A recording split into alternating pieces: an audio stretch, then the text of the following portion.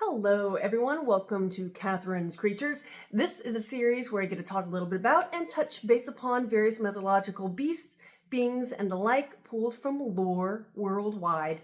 And I always like to preface by saying I'm not a linguist, so if I mispronounce anything, I do apologize in advance. Now today I wanted to talk about the Burrunjor or Burrunjor.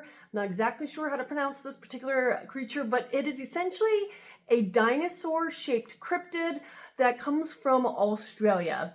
And it has been described to resemble very closely to the theropod dinosaur, the Tyrannosaurus rex, in case you are familiar with that one.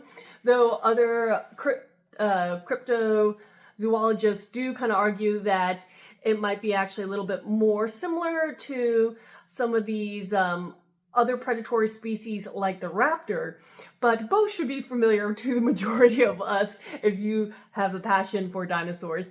Anywho, the Burrunjor or the Burrunjor, again, is this great giant lizard.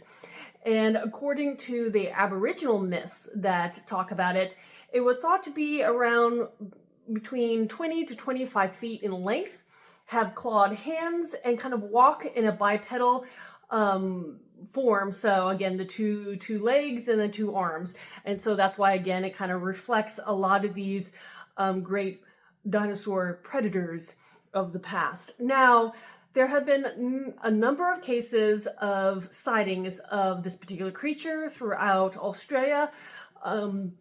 They were very popular around the 1950s. There were a number of them. And during those cases, they were often recorded by cattle ranchers claiming to have spot the Burrunjor, and either that or they would find carcasses of their livestock and presume that the animals were eaten by this creature.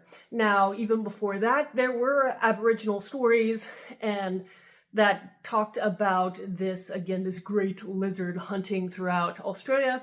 Sometimes a few of them even reference that they may have been feathered, but in their stories, the Burrunjor would feast and hunt down kangaroos and other large animals out in the outback. Now, the last sighting that was documented was all the way into 1985. And in this one, there was a particular family traveling the Roper River and thought they spotted some kind of 20-foot monstrous creature with feathers kind of lurking about. Now, one of the best documented cases and one of the most interesting ones was a few years prior to that.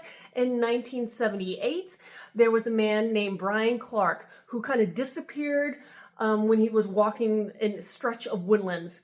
And because of this disappearance, a policeman along with two Aboriginal trackers were sent out to search for him. While they were trying to track down this missing person, they were walking in, again, the presumed woodlands where he disappeared and heard this thunderous noise, potentially a roar or the sound of great feet stomping about in the middle of the night, and obviously terrified them. Now, good news for Brian Clark, he was found again, and when he was discovered and brought back, that he was told by the party that had found him never again to go in that area, because if he gets lost again in those woods, they're not going to go find him, because that sound, that tremendous noise definitely frightened them, and they all presumed it was this Burrunjor giant creature.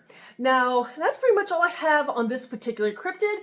If you have any questions about this or anything else, please post them in the comments below or reach out to me on any of my social media. And until next time, everyone, Skål.